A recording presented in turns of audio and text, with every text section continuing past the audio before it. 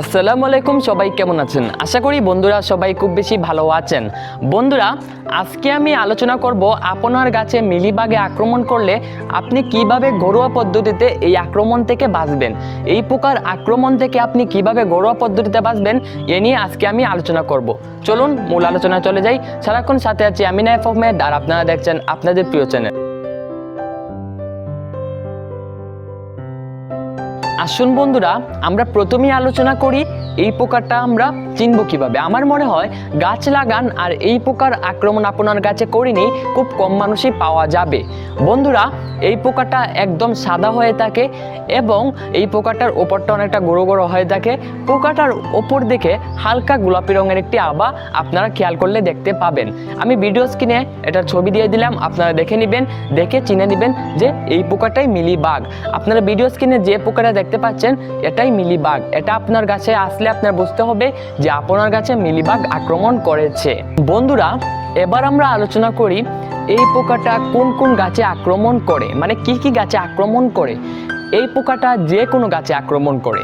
এটা ছোট চারা থেকে ধরে একদম বড় বড় গাছে ওই পোকাটা আক্রমণ করে। সাধারণত আম গাছ, কাঁঠাল গাছ এবং ফুল গাছের মধ্যে জবা গাছে একটু বেশি আক্রমণ করে, কিন্তু সব ধরনের গাছেই এটা আক্রমণ করে। আপনারা ভিডিও স্ক্রিনে দেখতে পাচ্ছেন একটি কাঁঠাল গাছ, এটা অনেক বড় একটি কাঁঠাল গাছ, কিন্তু এটাতেও মিলিবাগের আক্রমণ করেছে। আপনারা এবার দেখতে পাচ্ছেন ভিডিও স্ক্রিনে একটি পেঁপে গাছ, এটাতে দেখেন কি পরিমাণ মিলিবাগ আক্রমণ করেছে। আসুন আমরা প্রথমেই জানা প্রয়োজন এই মিলিবাগ আক্রমণ করলে আমাদের গাছের কি ক্ষতি হয়। মিলিবাগটা সাধারণত গাছের আগায়, গাছের একদম কচি ডগায় আক্রমণ করে। ফুল গাছে আক্রমণ করলে ফুলের কলিগুলোর রস শোষণ করে, যার ফলে ফুলগুলো ছোট হয়ে যায় এবং ফুলগুলো একদম নষ্ট হয়ে যায়।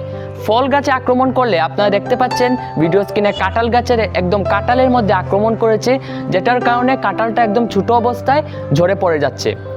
এবং আপনারা একটি ভিডিও স্ক্রিনে দেখতে পাচ্ছেন একটি পেঁপে গাছের পেঁপের মধ্যে আক্রমণ করেছে, যার ফলে পেঁপেগুলো একদম কালো হয়ে যাচ্ছে। পেঁপেগুলোর রস তারা চুষে নিচ্ছে, চুষে পেঁপেগুলো কালো হয়ে গাছ থেকে পড়ে যাচ্ছে। আপনারা আশা করি বুঝতে পেরেছেন এই পোকাটা গাছের কী ক্ষতি করে। আপনারা যখন পোকাটা বেশি আক্রমণ করে তখন ঘরোয়া পদ্ধতিতে কিছুই করবেন না, তাহলে কোনো লাভই হবে না। কিন্তু কাঁঠাল গাছে যেভাবে আক্রমণ করেছে তখন যদি আপনারা ঘরোয়া পদ্ধতিতে অ্যাপ্লাই করেন তাহলে অনেক উপকারী হবে এবং আপনার কীটনাশকও গাছে ইউজ করতে হচ্ছে না। কীটনাশক কিন্তু যেমন গাছের উপকারে আসে তেমন গাছের ক্ষতিও করে। তাই আপনার যতটুকু পারি ততটুকু কীটনাশক থেকে দূরে থাকার চেষ্টা করব। আমরা 1 লিটার পানিতে 2 চামচ সাবানের গুঁড়া মিশিয়ে নেব, মিশিয়ে গাছে অ্যাপ্লাই করব।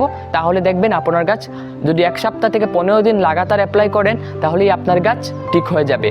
একটি বিষয় আমি সতর্ক করছি, আপনারা যখন গাছে এইগুলো অ্যাপ্লাই করবেন, মানে ঘরোয়া পদ্ধতিতে 1 লিটার পানিতে 2 চামচ সাবানের গুঁড়ো দিয়ে অ্যাপ্লাই করবেন, তখন মনে রাখবেন যেহেতু এটি একটি মেডিসিন সেহেতু গাছের মাটিতে যাতে এটা কম পড়ে, গাছের ডালে এটা দেওয়ার চেষ্টা করবেন, গাছের মাটিতে যাতে কম পড়ে।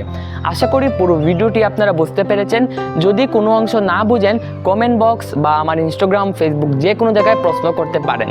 আপনাদের প্রশ্ন নিয়ে আমি একটি সিরিজ চালু করতে যাচ্ছি, যেটার নাম দেব প্রশ্ন করবেন আপনারা, উত্তর দেব আমি। এটাতে আপনারা আমার ইনস্টাগ্রাম, ফেসবুক পেজ যে কোনো জায়গায় আমাকে প্রশ্ন করলে আমি ভিডিও আকারে আপনাদের উত্তর দেওয়ার চেষ্টা করব।